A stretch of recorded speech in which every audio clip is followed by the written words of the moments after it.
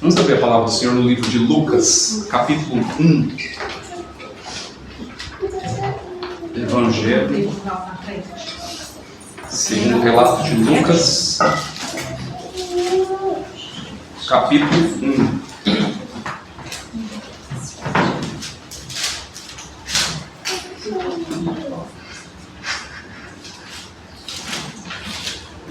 Os versos 31 a 33. Depois nós vamos só dar uma pincelada numa passagem lá em Isaías, capítulo 9 também, tá? Capítulo 1. Lucas, capítulo 1, versos 31 a 33.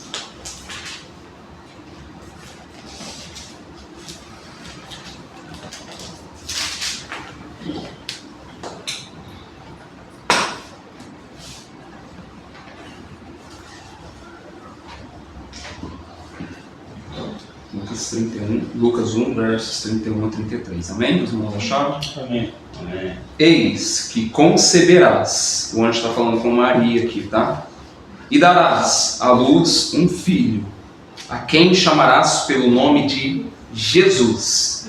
Este será grande e será chamado Filho do Altíssimo.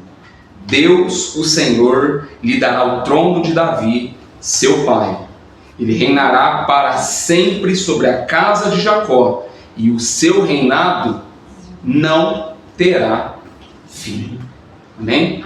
Agora vamos só dar uma passadinha lá em Isaías, capítulo 9. Nós vamos ler dos versos 1 a 7. Não vou prolongar muito, eu só quero trazer uma mensagem para os irmãos através desses dois textos. Isaías capítulo 9, versos 1 a 7. O profeta Isaías está profetizando aqui no ano de Uzias, do rei Uzias, né? E ele vai trazer uma mensagem ao seu povo. Isaías capítulo 9, versos 1 a 7. Mas, porém, para a terra que estava aflita, não continuará a obscuridade. Deus, nos primeiros tempos, tornou desprezível a terra de Zebulon e a terra de Naftali. Mas, porém, nos últimos, tornará glorioso o caminho do mar, além do Jordão, Galiléia dos gentios. O povo que andava em trevas viu grande luz, e os que viviam na região da sombra da morte, resplandeceu-lhes a luz. Tens multiplicado este povo, e a alegria lhe aumentaste. Alegram-se eles diante de ti, como se alegram na ceifa, quando eles vão colher, e como exultam quando repartem os seus despojos, quando eles vencem as guerras e repartem os seus despojos. Por quê? Porque tu quebraste o jugo que pesava sobre eles que julga eles, a vara que lhe feria os ombros e o cetro do seu opressor, como no dia dos medianitas. Porque toda bota com que andava o guerreiro no tumulto da batalha, e toda veste revolvida em sangue, serão queimadas, servirão de pasto ao fogo. Por quê? Porque um menino nos nasceu, um filho se nos deu. O governo está sobre os seus ombros, e o seu nome será Maravilhoso Conselheiro, Deus Forte, Pai da Eternidade, Príncipe da Paz. Para que se aumente o seu governo e venha paz sem fim sobre o trono de Davi e sobre o seu reino, para o estabelecer e o firmar mediante o juízo e justiça, não é segundo a justiça desse mundo, desde agora e para sempre. O Senhor faz uma promessa que o zelo do Senhor dos Exércitos fará isso, e Ele fez isso. Pai, nós te agradecemos pelo teu santo amor. Nós sabemos, ó Pai, que o mundo inteiro, ó Pai, está prestes a comemorar ou fazer uma lembrança em memória do teu Filho Jesus Cristo, o nascimento do teu Filho Jesus Cristo, embora independente da data que seja, o teu Filho veio à terra. O teu Filho, ó Pai, pisou aqui neste local. A tua palavra diz que o Verbo se fez carne e habitou entre nós, cheios de graça e de verdade, e vimos a sua glória, glória como do unigênito do Pai, como semelhante a ti, Senhor. Pai, eu te agradeço pelo teu santo amor, eu te agradeço por o Senhor ter nos trazido até aqui. Fale aos nossos corações com esta mensagem, Senhor. Abra o nosso entendimento, ajude-nos a buscar o Senhor com todo o coração, diante desses dias que nós vamos a ser seduzidos pela euforia, pela alegria, pelo prazer e satisfação do nosso coração, mas que os nossos corações se alegrem pelo nosso Redentor, pelo teu Filho ter vindo ao mundo, se feito carne, se tornado uma criança dependente de uma mulher, e tudo isso por amor a nós, para nos dar salvação, vida, e o texto vai dizer, vida em abundância. Senhor, ajude-nos a entender, mensurar isso, em tudo que nós fizermos, em todas as situações, sejam adversas, sejam elas prazerosas, que nós venhamos a lembrar, a refletir em memória do teu Filho Jesus Cristo. Faça com que essa mensagem, Senhor, esteja fincada nos nossos corações. Não deixe que as aves do campo tirem. Não deixe, ó Pai, que ela caia em espinheiros. Não deixe que ela caia em uma terra árida, mas que caia em um local que frutifique para a Tua glória. Ajude-nos, Deus. Livra-nos de todo mal. Não deixe que Satanás atrapalhe essa comunhão, mas pelo contrário, que haja unidade, amor, que tudo isso, ó Pai, que esse dia, que essa semana que vai se iniciar, celebrando esse dia, que haja completude, que haja perdão, que haja unidade, que haja reconciliamento, e principalmente que as pessoas se rendam aos pés do Teu Filho Jesus Cristo. Reconheça Ele como o único e suficiente Salvador de suas almas. Precisamos de Ti, Senhor. Esteja conosco neste momento, que seja Tu que fales e não eu, Senhor. O Senhor é digno de toda adoração. Eu não sou nada, eu não sou ninguém. O Senhor é todo poderoso, ó Pai. Traga essa mensagem aos nossos corações para a Tua glória, Senhor. Aqueça os nossos corações com o Teu Santo Espírito, e que Ele esteja aqui no nosso meio. E Ele está aqui. A Tua palavra diz que o Senhor é onipresente. Onde estiverem 2 ou 3 reunidos em Teu nome, ali o Senhor estaria. Eu creio que o Senhor está aqui, Senhor. Então eu te peço, assim como os discípulos estavam orando, buscando a Tua presença, e foram cheios do Teu Santo Espírito, não somente os discípulos, mas 120 pessoas ali naquele local, foram cheios do Teu Santo Espírito. Eu te peço, Senhor, encha-nos com o Teu Santo Espírito. Em nome do Teu Filho, Jesus Cristo, o nosso Senhor e Salvador. Amém e amém. Então, são 2 mensagens aí preciosas, tá?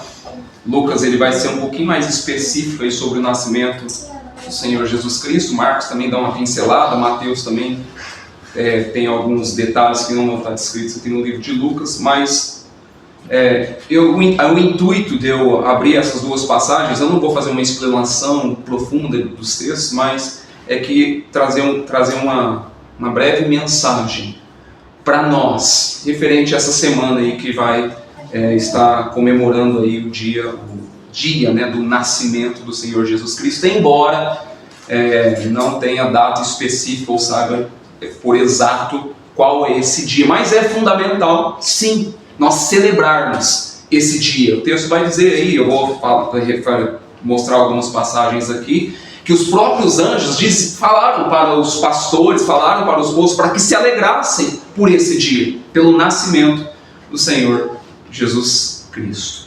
A história do Natal não começa na existência, no tempo, começa na eternidade. Antes que houvesse mundo, no conselho da Trindade, Pai, Filho e Espírito Santo, estava sendo tratado o plano da redenção, onde foi prometido a vinda de Jesus Cristo, o nosso Senhor.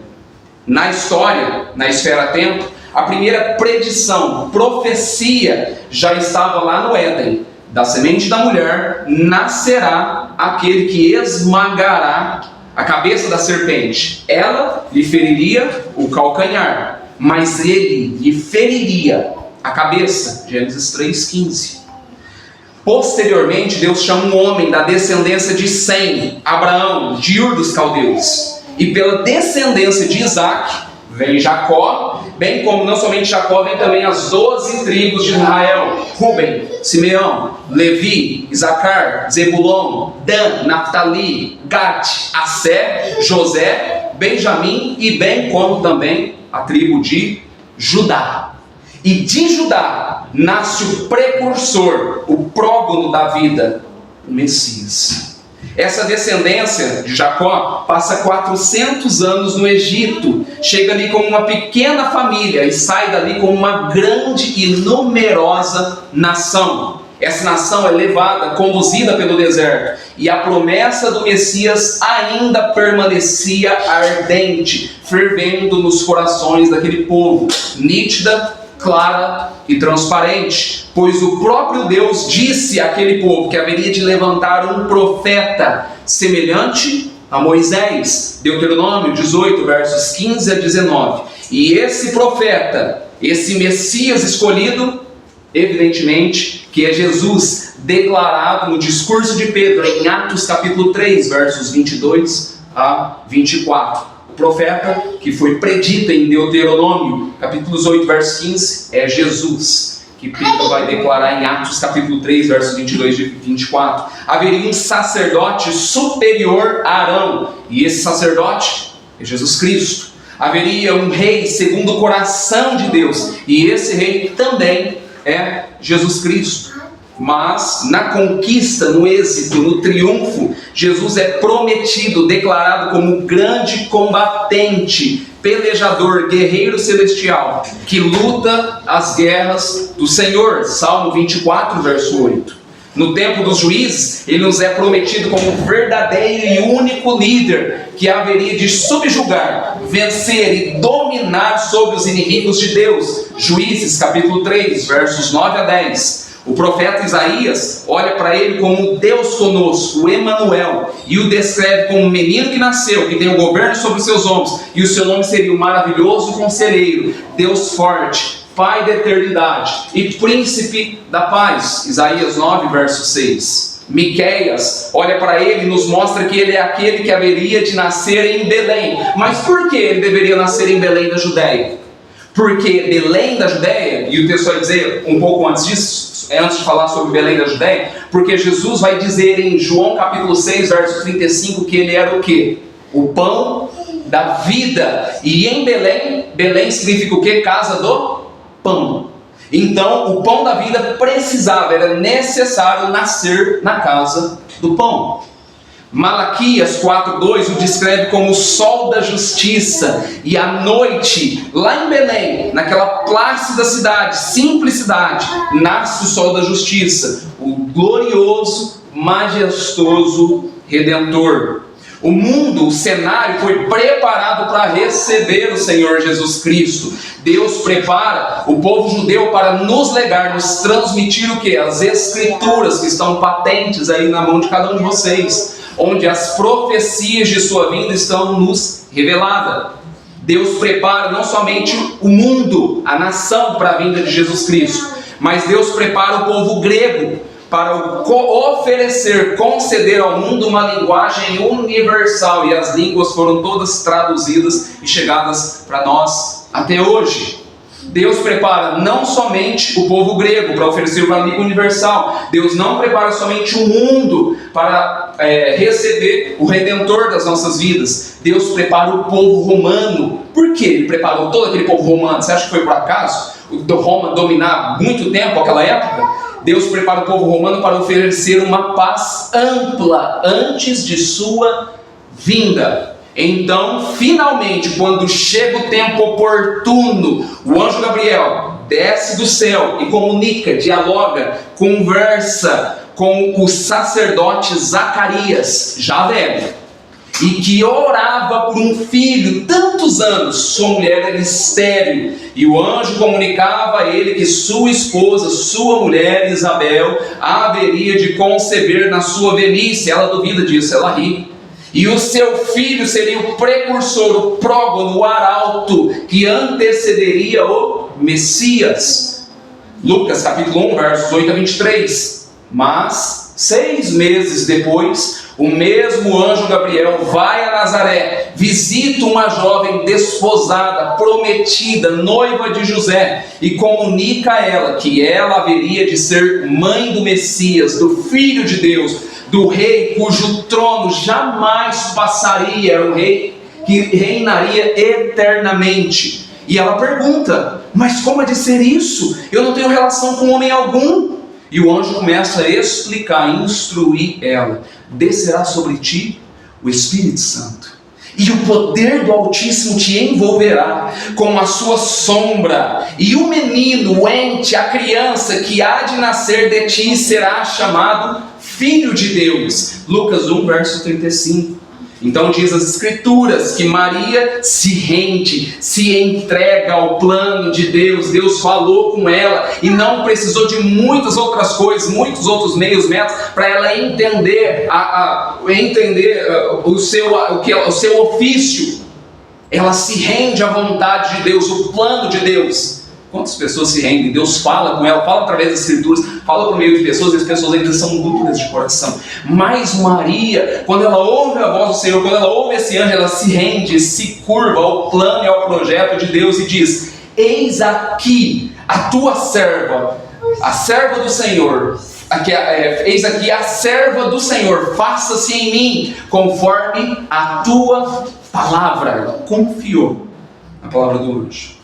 Todos que receberam essa notícia, que notícia? A notícia do Messias, da vinda do Messias. Zacarias, quando recebeu a notícia que ele teria um filho que seria o precursor do Messias, todos eles tiveram medo, temor, ficaram trêmulos diante da situação. Zacarias teve medo, Lucas 1, verso 12. Maria teve medo, Lucas 1, verso 29.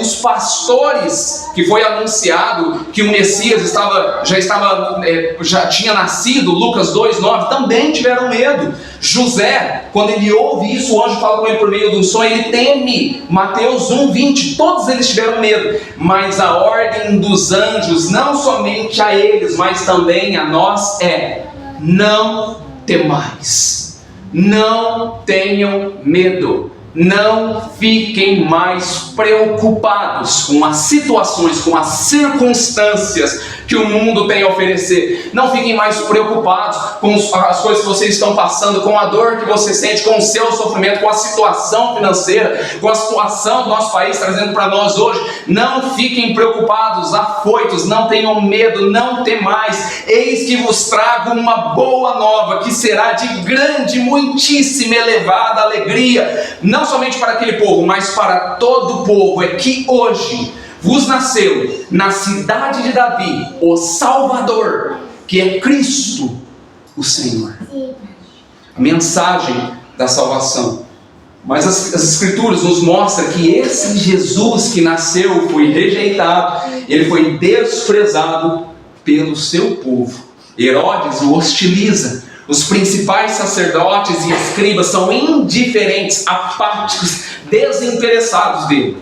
Mas aos desprezados e esquecidos pastores ele é anunciado, e ao serem anunciados pelo anjo do Senhor, o céu cobre de anjos, e um coro angelical e celestial que encobre os céus. Quando os anjos chegam para anunciar aos pastores que Jesus nasceu, eles cantam glória a Deus nas maiores alturas e paz na terra aos homens a quem ele quer bem. Os magos saem do Oriente, talvez lá da Pérsia, cerca de 1000 quilômetros viajando pelos desertos áridos, noites congeladas, dias de sol escaldantes, enfrentando riscos de assaltantes e de feras. Chegam a Jerusalém, onde está a palavra de Deus, porque lá do Oriente viram a sua estrela, profetizada em Números 24, verso 17.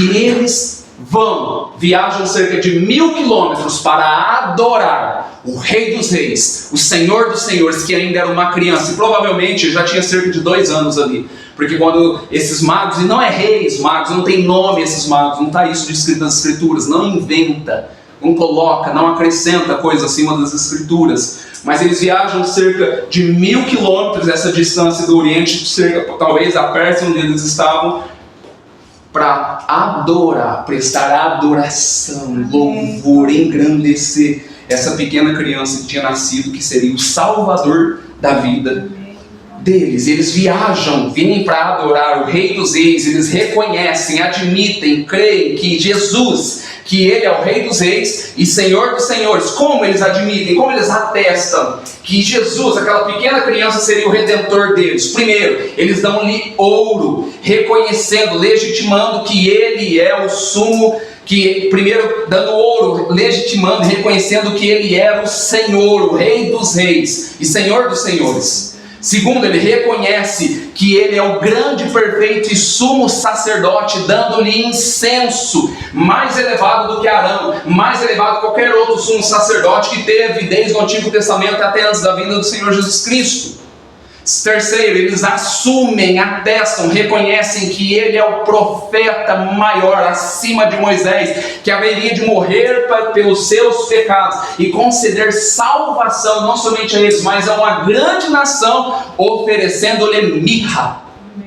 Posteriormente, João Batista, no tempo oportuno, conveniente, determinado por Deus, se levanta e aponta para Jesus e diz: eis o Cordeiro de Deus, que tira o pecado do mundo, João 1,29. E ele dá início ao seu ministério, iniciando em Nazaré, e sendo rejeitado pelos seus, Cristo, indo para Cafarnaum e fazendo essa cidade às margens do mar da Galileia, o domicílio, a residência, a moradia, o precurso, o início do seu ministério.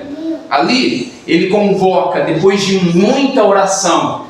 Jesus era um homem de grande exemplo, de muita oração. Depois de muita oração, ele escolhe 12 homens a dedo para serem os seus discípulos e os seus apóstolos. E a partir dali percorre toda a Judéia, toda a Bereia, toda a Samaria, toda a Judéia, pregando o evangelho do reino, libertando os cativos, os oprimidos do diabo, através do seu ministério. E o que começa a acontecer diante dessa situação? O Senhor iniciando o seu ministério, os cegos começam a ver, os surdos começam a ouvir, os mudos começam a falar, os coxos passam a andar, os leprosos ficam limpos e purificados, os mortos ressuscitam, porque Ele é aquele que tem todo o poder nos céus e na terra. Quem é esse que até o mar e o vento lhe submetem? Quem é esse que tem poder para perdoar pecados? Quem é esse? Jesus Cristo. Quem é esse que diz que é o pão da vida? E Ele nos é apresentado para nós hoje como mestre dos mestres, pela diligência, pela solicitude dos seus métodos, pela singularidade característica da sua doutrina, do seu ensino, como está lá em Mateus capítulo 5, capítulo 5 até o capítulo 8, o Sermão do Monte, pela singularidade característica de sua doutrina, que é extravagante, única, específica e que confronta os nossos corações, e pela força, a grandeza do seu exemplo. O povo ficava admirado. Mateus capítulo 7, no final do Sermão do Monte, e o povo se admirava da sua doutrina. E Ele nos é comunicado como um médico dos médicos, aquele que qualquer tipo de males, qualquer tipo de sofrimento da alma, Ele alivia as nossas aflições, alivia o nosso cansaço da mente, que cessa, mitiga todas as dores do corpo. Ele nos é apresentado como o advogado supremo, que está à destra de Deus, para rogar, interceder por nós. 1 João capítulo 2, verso 1. Ele é o grande profeta, o conteúdo da mensagem, não somente o grande profeta, mas também o conteúdo da mensagem. Ele não é somente o grande sumo sacerdote, mas ele também é o perfeito sacrifício. Ele não é somente o servo sofredor, mas ele também é o Rei da glória. No cenáculo, ele inaugura e estabelece a ceia, trazendo o selo da nova aliança em seu sangue. No Getsemane, ele sangra, chora, bebe sozinho. Ele não precisou de você. Sozinho ele bebe o cálice da ira de Deus, sozinho. Porque ainda tem pessoas que rejeitam isso, desprezam o seu chamado. Ele tomou sobre si sozinho todo o cálice da ira de Deus, a ira amarga, todo o pecado da humanidade, todo o pecado de todas as pessoas, desde da sua nascença, desde o ventre da sua mãe até o dia da sua morte. Ele bebe todo o cálice da ira de Deus que devia cair sobre nós e não sobre ele. no sinédrio judaico, ele é cuspido, esbofeteado, surrado, ele é acusado, incriminado falsamente. No pretório romano, ele é espancado, humilhado, condenado à pena de morte, e não somente a pena de morte, mas a morte de cruz. No Calvário ele é estendido, naquele leito vertical de morte, mas transforma aquele palco de horror num palanque, num cenário para a expiação, para a glória, para a exaltação de Deus, em um instrumento eficaz, único e exclusivo para a nossa salvação. Foi do agrado de Deus moê-lo. Todos os nossos pecados foram lançados nele. Seu túmulo ficou vazio, ele ocupou o seu trono, onde hoje está assentado, reinando de forma suprema, governando o universo, o mundo, a igreja, a sua, a minha, a nossa vida. Você acha que você vive por acaso? Você acha que tudo que você faz é por acaso? Ele governa a tua vida, todos os teus passos, toda a tua mente, todos os seus pensamentos. E não somente isso, ele voltará pessoalmente, ele voltará visivelmente, ele voltará audivelmente, repentinamente, inesperadamente, inescapavelmente, gloriosamente para buscar a sua igreja, eu e você. Este é Jesus, este é o verdadeiro sentido do Natal. Esse é o prenúncio, tudo isso que foi dito, desde Gênesis e Apocalipse, desde do homem, da criança que iria se levantar e pisar na cabeça da serpente, até o livro de Apocalipse. Eu sou o Alfa e o Ômega, o primeiro e o último, o início e o fim. Jesus Cristo está anunciado em toda a Escritura, ele é o centro, a chave, o acesso de toda a Escritura. E nessa próxima semana, embora não seja o dia específico, exato do dia do seu nascimento, nós vamos celebrar o seu nascimento, a sua encarnação, a sua vinda, como está lá em 1 João capítulo 1. O Verbo se fez carne, habitou entre nós, cheio de graça e de verdade. Vimos sua glória, glória como do unigênito do Pai, que não é errado. Devemos celebrar, alegrar diante deste dia. Não, e eu vou dizer os pontos específicos. Ele veio ao mundo, o que ele vai dizer? Os anjos pediram ao povo daquela época que se alegrassem, jubilassem, porque aquele momento, o nascimento, era o dia do nascimento do seu Salvador. Hoje vemos nas ruas coloridas, lojas enfeitadas, comércio movimentando, o povo afoito para reunir a família, louco para ir no mercado antes e comprar as coisas lá no mercado para fazer a comida, fazer uma grande celebração, uma grande festa. E é fato que o Natal ao longo dos anos tem sido descaracterizado.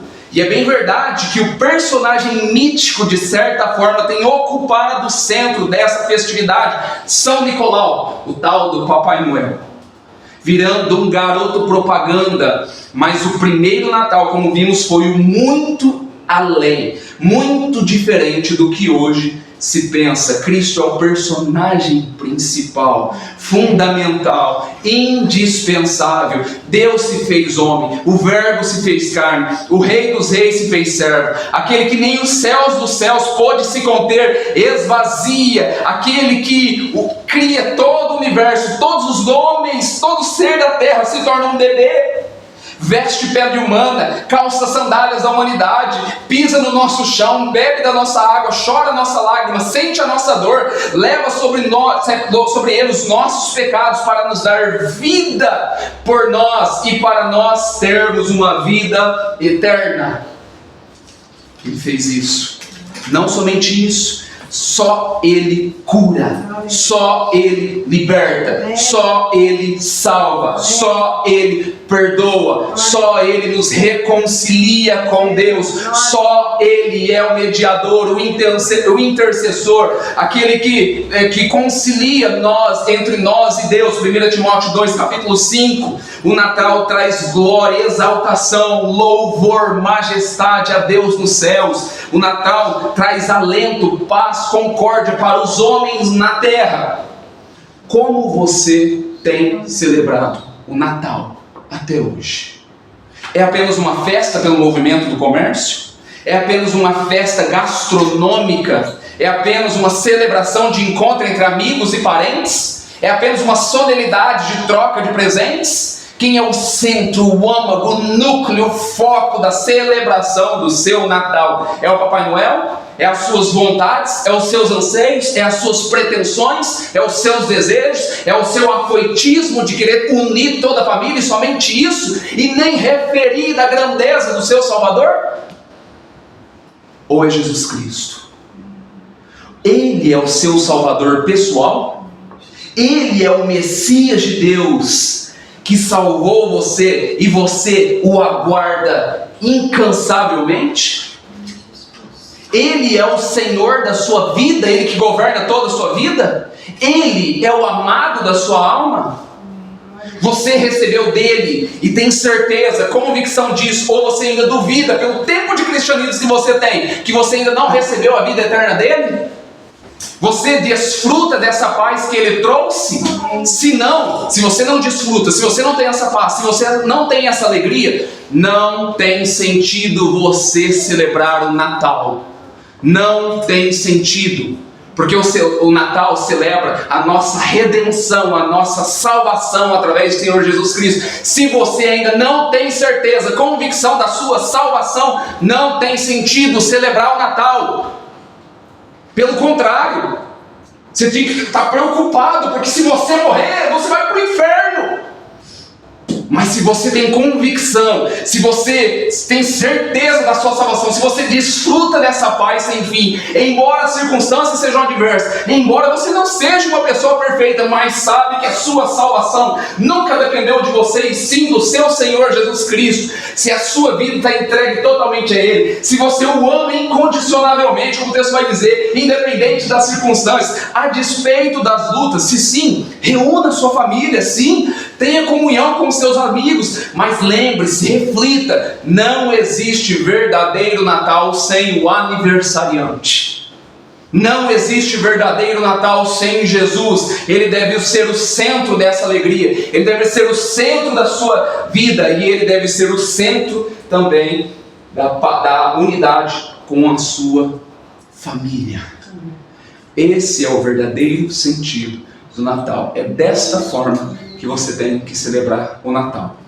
Se você ainda não tem convicção, certeza da sua salvação, se você não tem segurança disso, não tem sentido celebrar o Natal. O Natal é porque é para celebrar o nosso Redentor. Ele nasceu.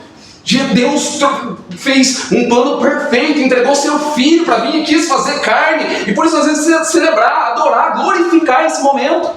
Agora, glorificar, unir toda a família só para beber, embriagar, comer, ficar feliz, pantufar, não tem sentido.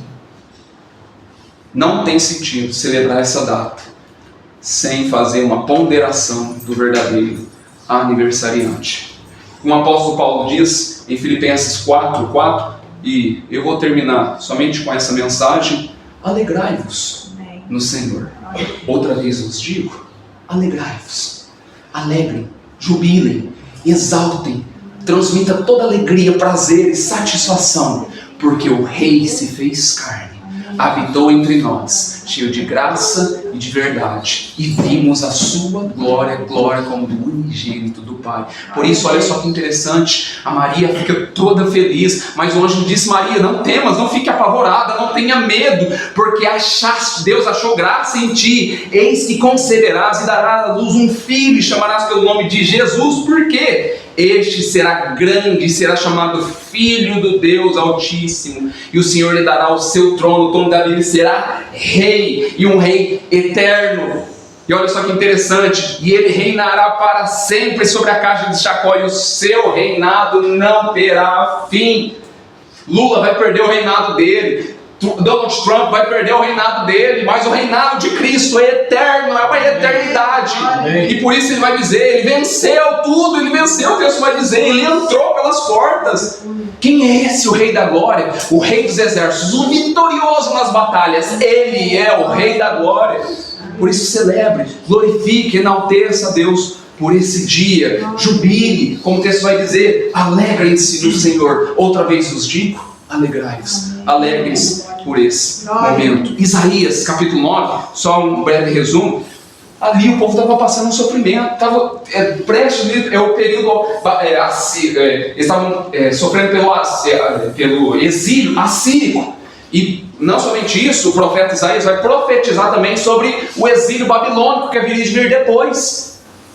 Eles já estavam sofrendo, e ainda vai profetizar que eles vão sofrer ainda mais, mas ele vai dar uma notícia de boas novas. Ele vai dar uma boa notícia, uma grandiosa notícia, embora eles vão passar um grande período assim, a júbilo, a alegria, o Redentor, o Salvador, o Messias, o maravilhoso Conselheiro, Deus forte, Pai da eternidade, Príncipe da paz. Embora a nossa vida seja árdua, difícil aqui na terra, independente, a despeito do tempo que dure, nós sabemos que a nossa vida não se limita a essa esfera terrena. Se a nossa esperança está somente nessa esfera, somos os mais infelizes de todos os povos. Hoje, se você tem essa perspectiva, você vai celebrar o Natal hoje, e amanhã e depois da manhã vai ser um dia tão normal, tranquilo, aquele peso vai recair sobre você, e não vai ter mais alegria, prazer, uma situação, uma palavra já te desmotiva, te rebaixa. Mas se a sua convicção, se a sua certeza estiver nisso daqui, independente, a despeito da notícia, não vai motivar, não vai transformar a sua circunstância, a sua fé está no Salvador, no Redentor, que é o Senhor Jesus Cristo, o Deus forte, Pai da eternidade, o Príncipe da paz, o zelo do Senhor dos exércitos fará isso. O Senhor jurou e o Senhor prometeu e o Senhor cumpriu. Amém? Então, celebremos esse dia, reúna sua família, fale da palavra de Deus, fale das Escrituras, fale do verdadeiro Natal, o sentido do Natal, mostre as Escrituras, ore com eles. O intuito é esse, é revelar, mostrar quem é o verdadeiro Filho de Deus, e que a nossa redenção depende totalmente, única e exclusivamente dele. Amém?